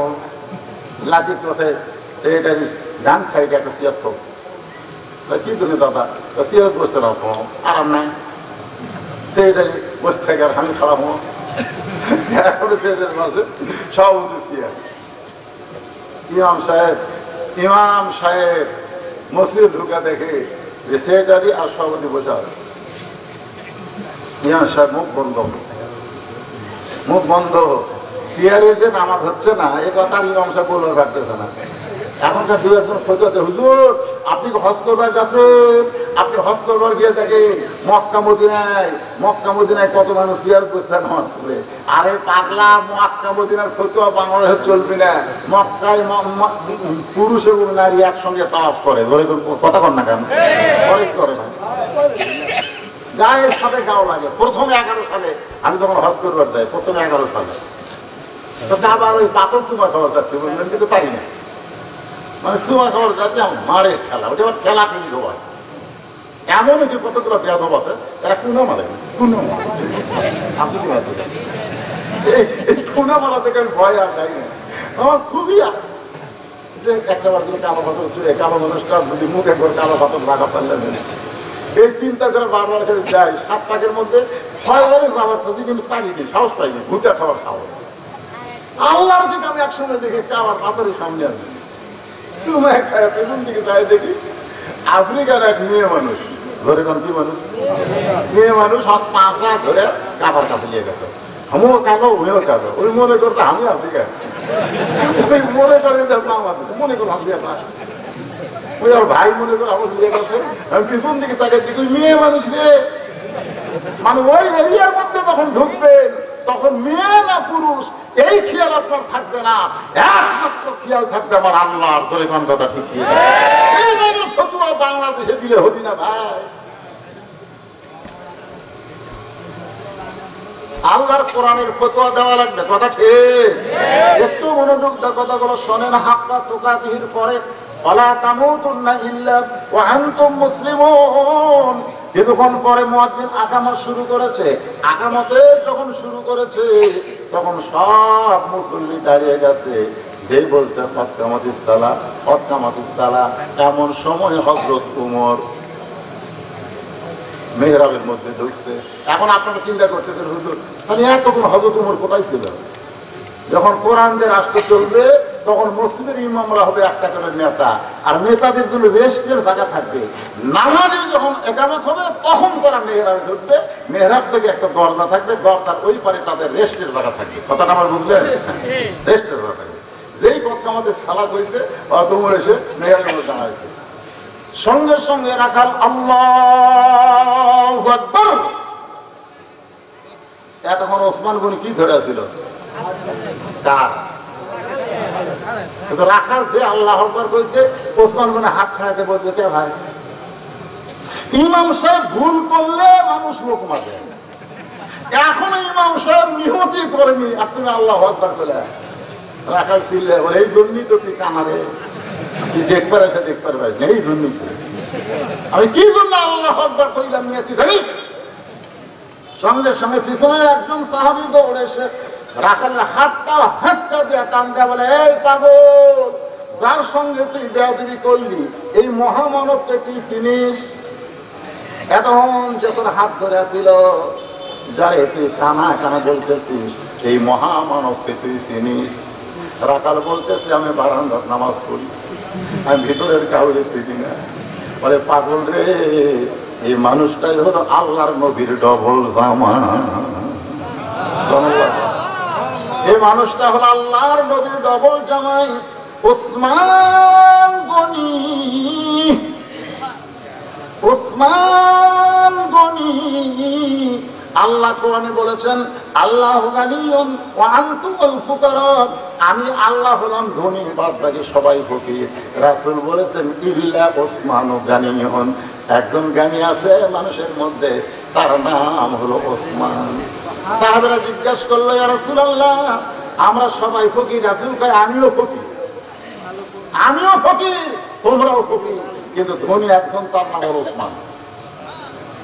সাহাবেরা বলল হুজুর এই ওসমান ধনী কেমনে হইল, এর নামের পাশে ধনী কেমনে হলো, আমাদের বুঝাই দেন। আল্লাহ রাসূল বলেছেন তাহলে শোনো। একদিন আমি রাসূল মসজিদ নববীর মধ্যে বসে আছি, ইতিমধ্যে একজন সাহাবী এসে আমাকে বলে হুজুর আল্লাহর রাস্তায় একটু দেন। আমি বড় অসহায় হুজুর, আমার সাহায্য করে। আল্লাহ রাসূল আস্তে করে জুব্বা তুললেন, এবার জুব্বা তুলে দেখালেন। সাহাবী তাকায় থেকে নবী ক্ষুধার জ্বালায় পেটে পাথর বাঁধা। সাহাবী যখন যাওয়ার চাচ্ছে, আল্লাহ রাসূল বললেন আম্মা সাইয়া ফালা তানহা, সাইলকারকে ফিরিয়ে দেওয়া যায় না। না হুজুর কি দিবে, আপনি পেটে পাথর বাঁধতে আসছেন, বস তোমাকে বস। এখন বসে বলতেছে আলী, আলী রে, আলী দৌড়া হয়েছে। সাহাবী কয় নবী পেটে পাথর বাঁধতে আসে, এই তো খাবারই হয় না, এক ডাক লোকের। আল্লাহ রাসূল বলে আলী তোমার এই ভাই 3 দিন হলে না খেয়ে আসে। আলী বলতে আমার খবর, আমার ডাকা লাভ কি, আমার ডাকা লাভ কি, একটু মনোযোগ দিয়ে শোনেন। আল্লাহ রাসূল বলে আলী তোমাকে দেওয়ার জন্য ডাকি নাই, বরং একটা চিঠি লেখো, চিঠির মধ্যে লেখো 2000 টাকা, চিঠির মধ্যে লেখো 2000 টাকা, আর নিচে লেখো আমার নাম, আর যার কাছে চিঠি পাঠাবা তার নাম হলো ওসমান। গরিব সাহাবী কান্দে আর বলে হুজুর 2000 টাকা আমি কি করবো, 2000 টাকার তো এত টাকার আমার দরকার নাই, আমার 2 দিরহাম পাইলেই চলতো। আল্লাহ রাসূল বলে গরিব সাহাবী রে, এমন একজনের কাছে তোমার প্রেরণ করব যে অল্প দামে খুশি হয় না, অল্প দিয়া খুশি হয় না। এবার ওই আলীর চিঠি লেখা নিয়ে সাহাবী ওসমান গনির দরবারে গেছে। ওসমান গনির দরবারে গিয়ে দেখে ওসমান গনি কেশিয়ারের সাথে ঝগড়া করতেছে। এই 4 আনার হিসাব দেয়, সারাদিন বিক্রি করলে 4 আনা মিলে না কেন, 4 আনার হিসাব দেয়। গরিব কয় আল্লাহ রে, 4 আনার জন্য কেশিয়ারকে যে হারে ধরছে, কিন্তু 2000 টাকা দান করার পারি না। নবীর কাছে গিয়ে বলে রাসূলুল্লাহ এমন একটা কৃপণের কাছে আমার জ্ঞান পাঠালেন যে 4 আনার জন্য কেশিয়ারকে থাকতেছে না। রাসূল কয় তুমি কি চিঠি দিছো? বলে দেওয়ার পরিবেশ পাইলাম না। আবার যাও, আবার যাও নবীর কথা মতো, আবার গিয়ে দেখে কেশিয়ারের কপাল ঘাইনা ঘাম টপ টপ করে পড়তেছে। আর ওসমান গনি কিছুক্ষণ পরে বলতেছে 4 আনার হিসাব না দিলে তোর ছুটি নাই। গরিব আল্লাহ রে, 1-8 ঘন্টা হয়ে গেল, এই বেটা 4 আনার হিসাব ছাড়তেছে না। নবীর কাছে গেলে নবী আমার পাঠায় দিবে, দরকার নাই। কারণ ফকিরেরা দেখবেন যে দরজায় ভিক্ষা পায় না, ওই দরজা কিন্তু দাঁড়ায় না। আমি নিজের চোখে দেখছি, একটা ফকির 1 দরজার ভিক্ষা নিয়ে 2 বাড়ির দরজা বাদ দিয়ে আবার 3য় বাড়ির দরজা গেল। আমি বললাম ভাইজান এই 2 বাড়ির দরজার ভিক্ষা চাইলেন না কেন? হুজুর আপনি কি ফকির হবেন? আমি বললাম না ভাই, তাহলে বুঝবেন কেমনি আমাদের দুঃখ। হুজুর এই 2 বাড়ির দরজা কমপক্ষে 10 দিন ভিক্ষা চাইছি, প্রত্যেক দিন বলে মাফ করো মাফ করো। যে শালারা ফকিরের কাছে মাফ চায়, আল্লাহর রাস্তে ওই বাড়িকে আমি তালাক দিয়ে দিছি। আপনি কি মনে করছেন আমার সময়ের দাম নেই? যদি ভিক্ষা পাই না সেটা আমি খাড়া হই না। 2 বার কাছে 4 আনার হিসাব ছাড়ে নাই। আবার নবীর কাছে গেলে নবী পাঠাই দিবে, কি দরকার? গোপন পথে সাহাবী পলাবার চায়। গরিব সাহাবী যখন চলে যাচ্ছে, দেখে রাস্তার মাথায় হযরত আলী দাঁড়ায় আছে। সুবহানাল্লাহ। বলতে ভাই রে, আমার হাসান হোসেন আজকে 2 দিন হলে কিছুই খাইনি ভাই। তুই তো 2000 টাকা পাইছিস, তোর যে চিঠি লেখা দিলাম, এই চিঠি লেখার জন্য কি তুই 2টা দিরহাম আমার হাদিয়া দিবি না? আমি কিন্তু সওয়াল করতেছি না, হাদিয়া যাচ্ছি। চিঠি লেখার একটা হাদিয়া নাই? এই মুহুরি যারা দলিল লেখে টাকা নেই কি দেয় না? তোর 2000 টাকা দিছে ভাই, তুই 2টা টাকা আমার দে। আমার হাসান হোসেন না খায় আছে। গরিব বলতেছে আলী ভাই টাকা যদি পাইতাম তাহলে হাতের মধ্যে আপনি টোপলা দেখতেন, আমার হাতে তো টোপলা নাই। এই যে আপনার লেখা চিঠি আমার পকেটের ভিতরে। আলী চোখ দেখিয়া বলে তুমি কি ওসমানের কাছে যাওনি? পরপর 2 বার গেছি, 4 আনার হিসাব ছাড়েনি। হযরত আলী বলতেছে, পাগল, নবী যেগুলো করে করতে বলে এগুলো নবীর ইচ্ছায় করে না, আল্লাহর ইচ্ছায়। যা আবার যা। হযরত আলীর ভয়ে, আসাদুল্লাহিল গালিবের ভয়ে গরিব সাহেব ওসমান গনির দরবারে গেছে, গিয়ে দেখে কেশিয়ার আর ওসমান গনি দুইজন আল্লাহর শুকরিয়া আদায় করতেছে, কারণ 4 আনার হিসাব মিলে গেছে। আপনারা হয়তো চিন্তা করেন, হুজুর 4 আনার হিসাব কেন মিলা লাগবে? কত 4 আনা আমরা ফেলে দিই। আল্লাহ রাসূল কইছে, তুমি যদি ধনী হও তোমাকে কই হিসাব করে যাকাত দেওয়া লাগবে। তুমি ইচ্ছা মতো টাকা যাকাত দিলে হবে না, 70.5 টাকা যাকাত দেওয়া লাগবে। তাহলে তার মধ্যে 4 আনার দরকার আছে না নাই? আছে। দুইজনে আল্লাহর শুকর আদায় করতেছে। এবার গরিব সাহাবী সালাম দিয়ে বলো, ওসমান ভাই এই চিঠিখানা আল্লাহ রাসূল দিয়েছে। ওসমান গনি চিঠি হাতে পায়ে একটা চুমা খাইছে। বলতেছে, ভাইজান এই চিঠি কে পাঠাইছে? গরিব বলতেছে, আল্লাহর নবী এই চিঠি পাঠাইছে। ওসমান গনির চিঠিতে চুমা দিয়ে বলে, ভাইজান এই চিঠি কে পাঠাইছে? গরিব মনে মনে কয়, চিঠি পড়ে চিঠির মধ্যে 2000 টাকা দেখে কি আর মাথা খারাপ নাকি? রাগ করে বলতেছে, আল্লাহর নবী এই চিঠি পাঠাইছে। সঙ্গে সঙ্গে ওসমান গনির চিঠিতে চুমা দিয়ে বলে, ভাইজান এই চিঠি কে পাঠাইছে? গরিব কয়, কে? 2 বার করলাম আল্লাহ বলে, আমি বুঝবার পারছি রে, তুই 4 আনার জন্য কেশিয়ারকে ছাড়িস না। এই চিঠি আল্লাহর নবী পাঠাইছে। ওসমান গনি চিঠিতে চুমা দিয়ে বলতেছে, ভাইজান এই চিঠি কে পাঠাইছে? গরিব বলতেছে, তোকে মাফ করে দিলাম। রাগ করে নবীর কাছে এসে বলতেছে, ইয়া রাসূলুল্লাহ 3 বার আপনার নাম বললাম, এরপরেও নাম যখন শুনবার চাই আমি রাগ করে নালিশ দিলাম, ইয়া রাসূলুল্লাহ এমন বেদবের কাছে আমার কেন পাঠাইছেন? আল্লাহ রাসূল দাঁড়িয়ে বলতেছেন, সাহাবী রে, আমার ওসমান তো এমন হওয়ার কথা ছিল না, আমার ওসমান তো এমন হওয়ার কথা ছিল না। এই কথা বলার সঙ্গে সঙ্গে তাকায় দেখে দরজায় ওসমান গনি 1 বস্তা টাকা নিয়ে দাঁড়ায় আছে। আল্লাহ নবী বলে, ওসমান তোমাকে 2000 টাকা দান করার কথা বলেছি, 1 বস্তা টাকা নিয়ে কেন আইছো? ওসমান গনি বলে, ইয়া রাসূলুল্লাহ প্রথম যখন চিঠি পাইছি তখন আমার ভাইকে 2000 টাকা দেওয়ার নিয়ত করেছি, আর মনে মনে নিয়ত করেছি যতবার আপনার নাম বলবে, হুজুর আপনাকে আমার এত ভালো লাগে, কেউ যখন আপনার নাম বলে, নাম শোনার সঙ্গে সঙ্গে আমি দরুদ পড়ার সুযোগ পাই। ইয়া রাসূলুল্লাহ আমি নিয়ত করেছিলাম যতবার আপনার নাম বলবে প্রত্যেকবার 2000 করে বাড়ায় দিব। এই পর্যন্ত 3 বার আপনার নাম বলেছে। এই 3 বার নাম বলার কারণে 6000, আর চিঠির কারণে 2000, এই 8000 টাকার বস্তা এনেছি। মেহেরবানি করে আপনার পবিত্র হাত দিয়ে আমার গরিব ভাইরে দিয়ে দেন। গরিব কান্দে, রাসূল কান্দে, গরিব কান্দে, রাসূল কান্দে। গরিব কই মনে করলাম কি আর দেখি কি? রাসূল কান্দে বলে, আল্লাহ যে ওসমান আমার নাম শোনার সঙ্গে সঙ্গে 2000 করে টাকা বাড়ায়া দেয়, আমি সেই ওসমানকে কি দিব? আল্লাহ আমার তো দেওয়ার কিছু নাই। আল্লাহ কই, নবী গো আপনাকে ভালোবাসার কারণে আমি আল্লাহর গানি ডিগিটা ওসমানকে দিয়ে দিলাম। আজকে সেই নবীর মাদ্রাসার মাহফিলে ভাইজান আমি ওয়াজ করব, ওসমান দুনিয়ার রাখালের কথা কি মনে আছে? ওয়াজ করো, ওয়াজ কমপ্লিট না করে যাব না, কারণ আজরালের সাথে আমার কোনো কন্ট্যাক্ট নাই। আজকে আমার জীবনের শেষ ওয়াজ হতে পারে, কিন্তু মাত্র 5টা মিনিট আপনাদের কাছে মাদ্রাসার জন্য ব্যাগ যাবে, চাদর যাবে। মাদ্রাসার জন্য ওসমান গনির সঙ্গে জান্নাতে যাওয়ার আশায় এখনো যদি ওঠেন, আমার কলজা ভরে গেছে, কলজা ভরে গেছে যে এই যে একটানা ওয়াজ করতেছি, একটা লোক পেশাব করবা উঠতেছে না, কথা কম না কেন? একটা পেশাব করবা উঠতেছে না, আর এখন পেশাবার কারণে উঠে যদি অন্যদিকে যান, আল্লাহর কোরআন আমার সামনে, আপনার 1 মাসের মধ্যেই প্যারালাইসিস হয়েছে।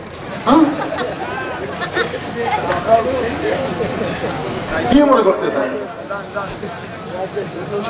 আমি দেখেছি খেয়াল করে 2-1 গেছে, আবার কিছুক্ষণ পরে আমার চোখ নাই, আবার কিছুক্ষণ পরে এসে বলছি, ছেলেরাও তো 2-1 বার উঠছিল, আবার এসে বলছি। আর যখনই বলবো টাকা দেন, কে ওসমান গনির সঙ্গে জান্নাতে যাওয়ার আশায় নবীর মহব্বতে 2000 টাকা, এ হাজার হাজার মানুষের মধ্যে কেউ নাই? হ্যাঁ, ব্যাগ নিয়ে যাচ্ছে 10 টাকা 20 টাকা 50 100 তো সেটা দিবেনি।